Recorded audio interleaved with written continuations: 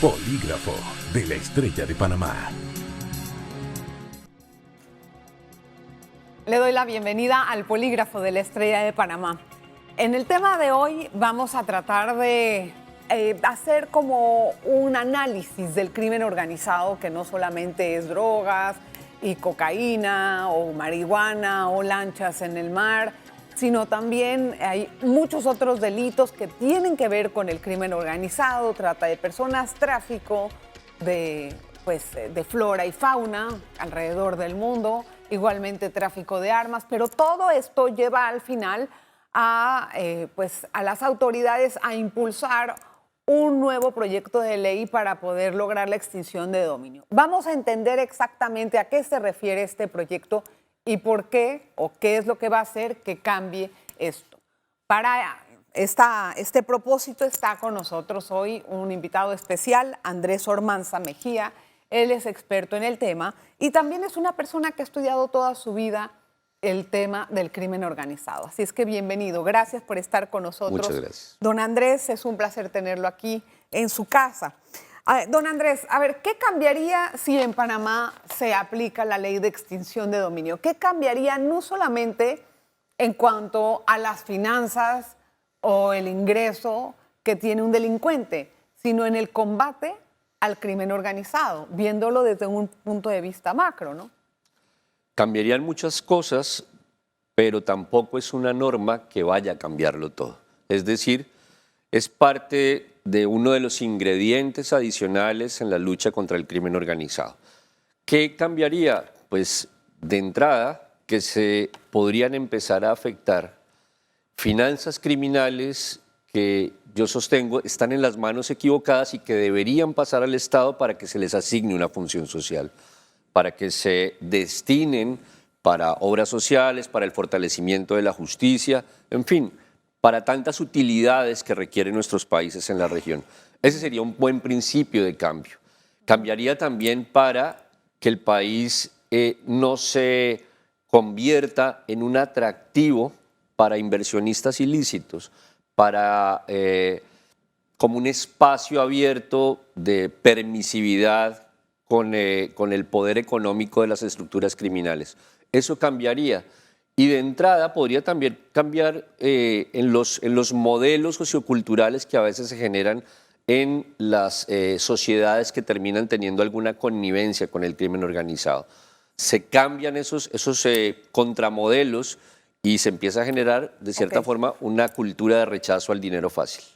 Yo creo que me faltó hacer una pregunta que es básica antes y para ilustrar a la audiencia, en resumidas palabras, ¿a qué se refiere la extinción de dominio y a quién se le aplicaría? La extinción de dominio es un mecanismo de política criminal que está orientado no el a quién, sino a qué, a patrimonios ilícitos. Para concentrarse en el a quién, pues ya está el proceso penal. Sí, claro. Que ha demostrado ser insuficiente en muchos aspectos. La extinción de dominio viene a complementar las debilidades de ese sistema. Hay países que tienen este sistema desde hace muchísimos años, como es Colombia, por ejemplo, y usted ha sido un autor de esta misma ley en las Naciones Unidas, de la extinción de dominio. O sea que a usted experiencia nadie le puede echar cuento. Pero yo lo que me pregunto como ciudadana es, bueno, sí, hay una necesidad de aprobar la ley de extinción de dominio en Panamá y en eso yo creo que es importante y estoy de acuerdo. Sin embargo, lo que quiero entender es qué ha pasado en los otros países que se ha cambiado, que se ha implementado esta ley. Porque, por ejemplo, en Colombia yo no veo que eso haya hecho mella al crimen organizado, tal vez de una forma significativa como para desalentar la actividad. Tal vez ese no es el objetivo de la ley tampoco. Hay varias situaciones que impiden que uno analice de manera aislada lo que pasa en un país. Hoy en día hablamos de una economía globalizada, donde puedo, con la facilidad de un teléfono móvil, hacer una transferencia al exterior.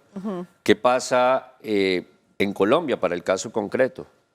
Es un país que puede ser altamente generador de ganancias ilícitas, pero eso no quiere decir que todo el capital ilícito se quede en Colombia. Hay una migración a otras jurisdicciones más laxas, otras jurisdicciones más permisiva, si se me permite el término, y si uno quisiera simplemente hacer un poco un ejercicio de geopolítica y de geoeconomía, Colombia está entre dos economías dolarizadas, lo cual termina siendo bastante atractivo. Ecuador recién hasta el año pasado aprobó la ley de extinción de dominio, aún no la pone en práctica, y Panamá hasta ahora se encuentra en ese debate legislativo. Eso posibilita que flujos financieros ilícitos salgan de Colombia. Pero adicionalmente tenemos en la región el Triángulo Norte, donde también se generan grandes cantidades de dinero ilícito, pero en esos países existe extinción de dominio. Es decir, Panamá está en un sistema bastante vulnerable, en una situación bastante vulnerable, donde capitales ilícitos del norte o de Sudamérica pues terminan moviéndose. Pero ¿en Colombia en qué ha ayudado a bajar el crimen organizado? Se lo puedo plantear en términos de cifras, si quiere llevar un poco a ese escenario el análisis. Para la evaluación de Gafilad, un organismo internacional especializado en los sistemas antilavado, en la última ejercicio de evaluación mutua, se cuantificó que para 5 años, más o menos, que fue el periodo de análisis de esa evaluación, se habían afectado bienes por valor cercano a los 5.600 millones de dólares. ¿En un año? En 5 años aproximadamente. En un semestre, que fue el semestre cercano a la evaluación, se logró la extinción de dominio efectiva por valor de 500 millones de dólares. Piense esto en términos de inversión social, piense esto en términos de fortalecimiento institucional. Sí, es mejor verlo en términos de que ese dinero no esté en manos para financiar otro tipo de delitos. Así es. O sea, ese es el análisis que yo estoy tratando de hacer. ¿Cuál es la experiencia positiva que ha habido en otros países vecinos para entender lo que pasa acá? Ahora, vamos a regresar en el siguiente bloque a hacer un análisis de nuestro país y qué es lo que está pasando en el país. Porque esta ley de extinción de dominio, el proyecto de ley, se impulsó hace varios meses atrás por parte del ministro Pino, el ministro de Seguridad, pero de la nada, pues pum, pum, quedó engavetada. Habían muchísimas tipologías de delito que incluían la extinción de dominio.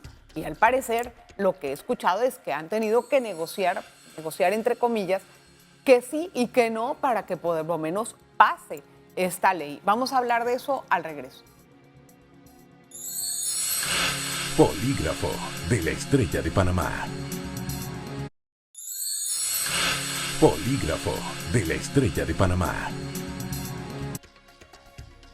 Gracias por continuar en sintonía del Polígrafo. ¿Qué es una cleptocracia? Una cleptocracia es una sociedad en la que prácticamente los funcionarios ven más por interés personal que por el interés común y hay mucha corrupción. Prácticamente, en palabras sencillas, si me equivoco, corríjame. Es más o menos eso, una cleptocracia. Así es.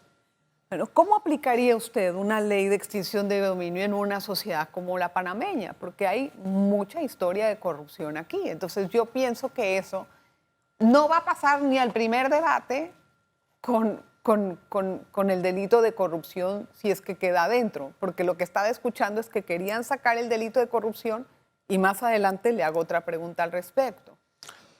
Adicional al concepto de cleptocracia, hoy también se habla de cooptación del Estado. Exacto. Y esa terminología tiene que ver con la infiltración del crimen organizado en todas las esferas de la sociedad. Ejemplos en la región, pues ha habido algunos espejos en los cuales mirarse.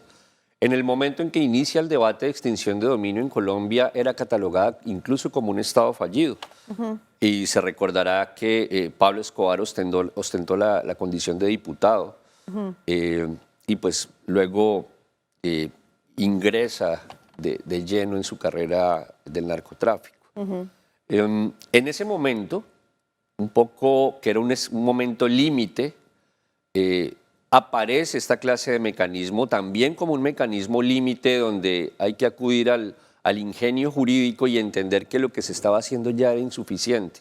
Entonces vea que esos niveles a veces un poco desesperanzadores que viven nuestras sociedades, a veces abren el espacio justamente para estos nuevos mecanismos. Llega un punto de choque, diría, un punto de inflexión donde la sociedad reacciona de alguna forma. Sí, pero eso en realidad lo que yo veo es que en este país o sea, ¿sacrificaría usted, por ejemplo, recomendaría, por ejemplo, sacrificar el delito de corrupción en el proyecto de ley, por dar un ejemplo, para que pase la ley? ¿Para que pase la ley de extinción de dominio? No es un buen mensaje. De hecho, la extinción de dominio en algunos foros especializados constituye una derivación de la recuperación de lo robado. Incluso hay una iniciativa muy conocida, digamos, en el ámbito técnico de esta materia, que es la iniciativa START del Banco Mundial, que es recuperación de activos robados y el decomiso sin condena o extinción de dominio como un mecanismo en esa naturaleza. Aquí esto, a ver, el tema de delito de corrupción se vio en algún momento dado por parte de los diputados como un instrumento de persecución política. Y no nada más eso, o sea, toda la ley. Porque como no hay una investigación penal que tenga evidencias para probar, por ejemplo, que Margarito es corrupto, Iván, y le secuestran sus bienes, por así decirlo, podría interpretarse como un elemento para perseguir al oponente político. Entonces, la pregunta es, ¿cómo se evita que esto suceda y cómo se evita que se perciba de esta forma la ley? En realidad, el concepto de persecución política que utilizan los detractores de estos mecanismos no es nada más que una cortina de humo. Es un sofisma de distracción. Entre otras, porque se observa mucha persecución política en países que no tienen extinción de dominio, con un mal uso de la Constitución, con un uso perverso de los códigos penales, incluso de las legislaciones electorales. Me lo sé de Entonces, no memoria. es la extinción de dominio un instrumento de persecución política. Pero podría ser uno más. Permítame, le doy un ejemplo de varias jurisdicciones, de varios países que demuestran que no es una persecución política. Cuando se habla de persecución política también tiene que ver un tema de antagonismos políticos, de antagonismos ideológicos, de oficialismo versus oposición. Y vea cómo países con orillas ideológicas y políticas totalmente distintas, le pongo el ejemplo de México, donde la recuperación de lo robado fue una de las banderas políticas en su momento de la campaña del presidente López Obrador, pero a su vez en Argentina, en la época de Mauricio Macri, el presidente Mauricio Macri, incluso promulgó una norma de extinción de dominio por vía decreto. Y si usted lo analiza desde una perspectiva ideológica política, están en orillas distintas. Pero le complemento con el ejemplo colombiano, un país marcadamente polarizado desde el punto de vista político, donde al momento de abordar alguna reforma a la extinción de dominio, hay apoyos de todas las corrientes, de todas las banderas, de todos los colores políticos, porque ya se interpreta como una política de Estado. Entonces, esto demuestra que no hay que analizarlo desde una perspectiva de persecución, que esto no es más que una cortina de humo para distraer el verdadero objetivo de esta clase de mecanismo. Ahora, yo entiendo eso y sé que eso puede ser así. Igualmente sé que también no es necesaria una ley para perseguir a nadie porque se hace con o sin ella. Eso me lo sé muy claro. Sin embargo, bueno, para desmontar esa teoría, por eso se hacía la pregunta, ¿no? Ahora, el crimen organizado, don Andrés, si usted se lo sabe de memoria, deja miles de millones de dólares al año, ¿verdad? Es una actividad sumamente lucrativa, ilegal, obviamente, pero que es muy difícil de desalentar para el que la está ejerciendo. Entonces, yo me pregunto, la forma en que estamos combatiendo el crimen organizado a nivel regional, ¿es la indicada?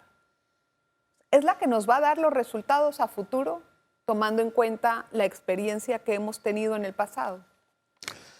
Yo creo que hay una obligación desde la política criminal e incluso desde el derecho. No quedarse con figuras anacrónicas. Incluso a veces hablamos de crimen organizado en abstracto, cuando en realidad hay, por ejemplo, un crecimiento hoy en el cibercrimen. Y uno observa que muchos de los órganos de policía, de fiscalía, de justicia de los países no están preparados para esa nueva dimensión de la criminalidad. Hoy hablamos de una criminalidad digital incluso.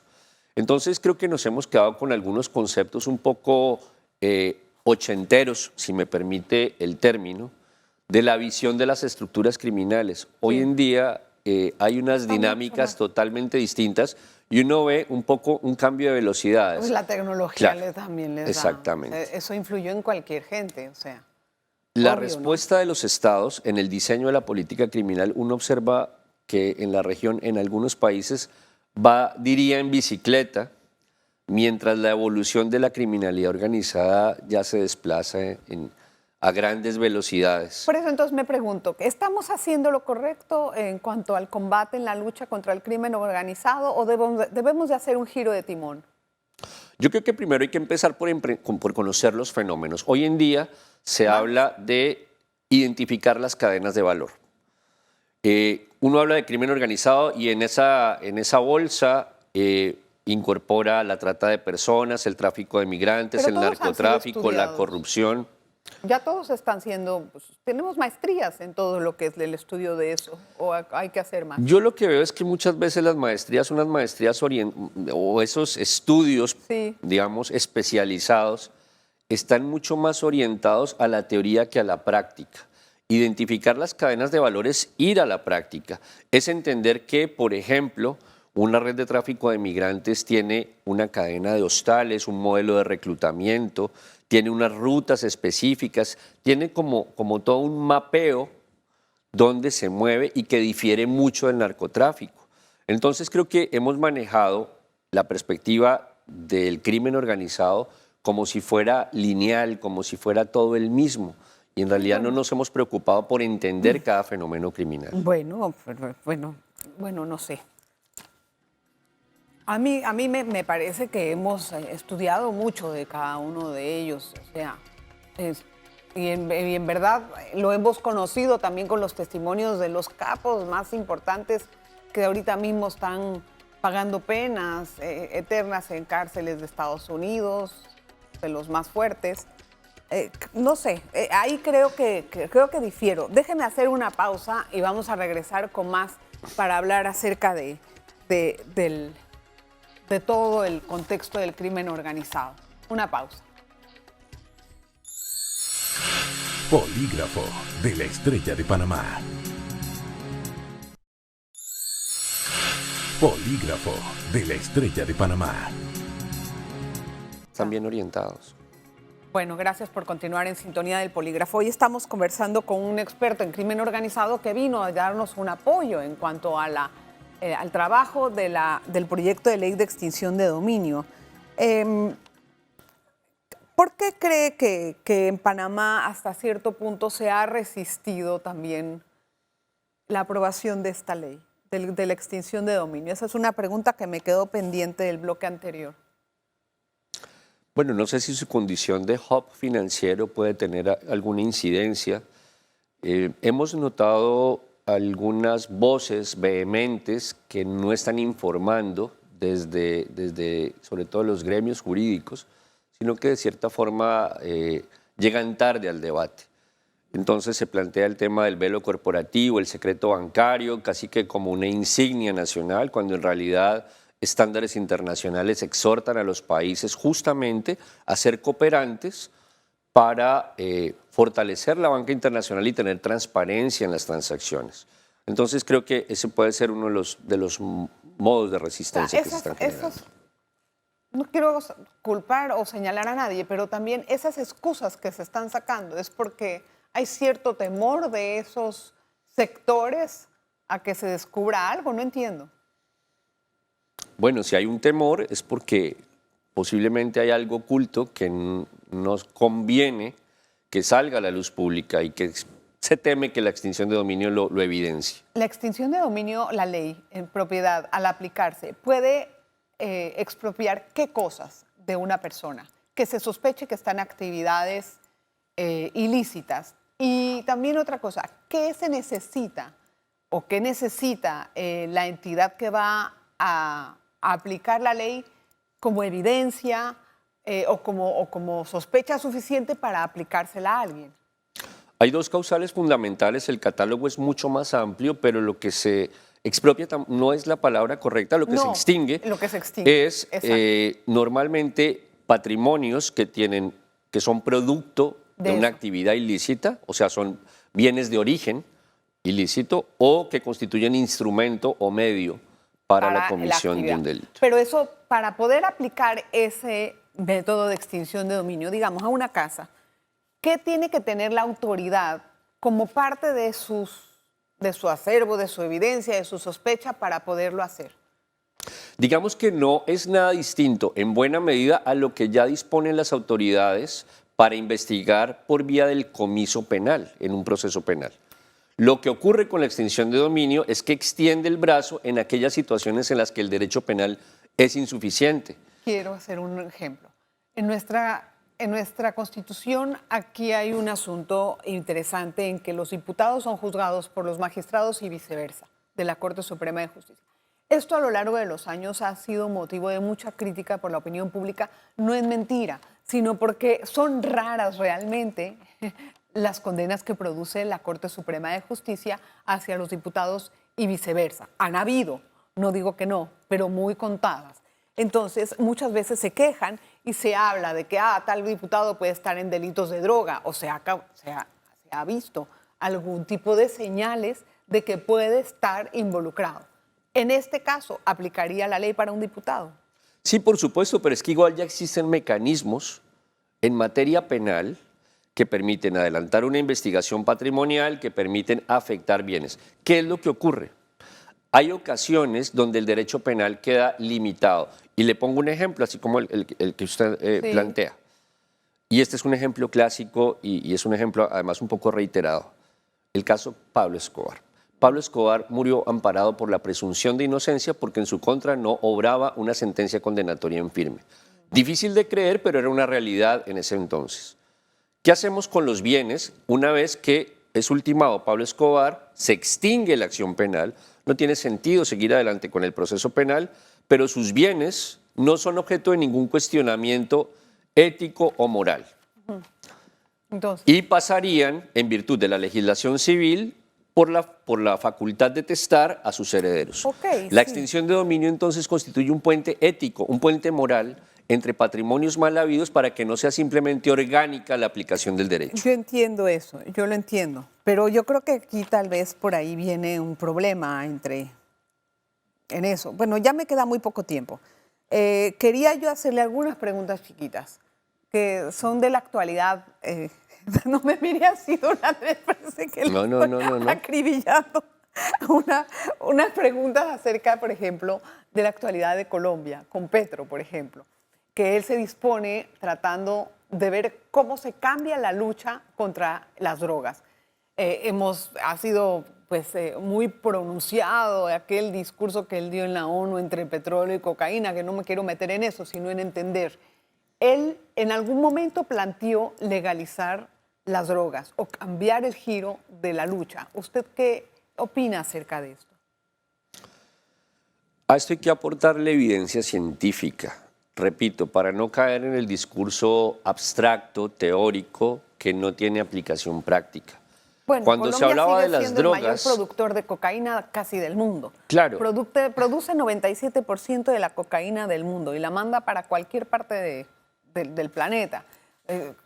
Colombia, los cultivos de sustitución con la cocaína, cuando fue el proceso de paz, muchas veces no dieron el resultado correcto porque tampoco terminaron de implementar el plan de paz. Entonces, me pregunto, en la situación actual en la que también se ha criticado mucho la forma en cómo se aborda la lucha contra el narcotráfico, no solamente en Colombia, en muchos países en donde se destinan recursos a agarrar la droga que tiene que llegar a otros países, la pregunta es, ¿qué opina de lo que ha planteado Petro en Colombia sobre cambiar el rumbo?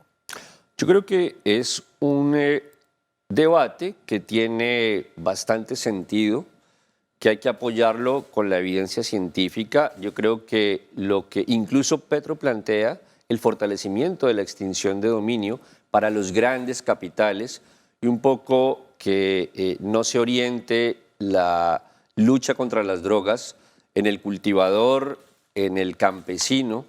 Y esto va de la mano también de otros conceptos que históricamente han faltado en la aplicación práctica. falta de inversión social, falta de vías, falta de infraestructura. A ver, por ejemplo, si se legaliza la cocaína, a usted como criminólogo, como persona que ha trabajado en esto toda su vida, ¿qué sensación le da? ¿Qué análisis podría aportar? Históricamente, cuando se ha cortado el flujo de negocio de una organización criminal, la organización criminal no desaparece. Lo que hace es que diversifica el portafolio. Cambia el portafolio. Ocurrió con la prohibición del alcohol en los Estados Unidos y cuando se revoca la prohibición en 1933, la estructura criminal que se había lucrado con el contrabando no desapareció. Lo que hizo fue entrar en las apuestas que ilegales. No es la solución total, pero cambiaría en algo, por lo menos en violencia, cambiaría en algunas otras cosas. Es difícil advertirlo porque hay zonas donde aún hay ausencia del Estado y esa paraautoridad la ejercen estructuras criminales. Hasta que no se genere un control del Estado, va a ser difícil. Me parece que plantear. eso último, rescato mucho lo último. El control del Estado sobre los territorios es básico. Cuando no está eso, entonces ya estamos hablando de territorios perdidos y se van adueñando así poco a poco, como un Pac-Man, van comiéndose todo el territorio. Gracias, don Andrés, por estar con nosotros en el Polígrafo. Muchísimas gracias por su atención también, hoy tratando el tema de la extinción del dominio y del crimen organizado. Espero que haya sido ilustrativo, que le haya interesado y nos vemos la próxima. Polígrafo de la Estrella de Panamá.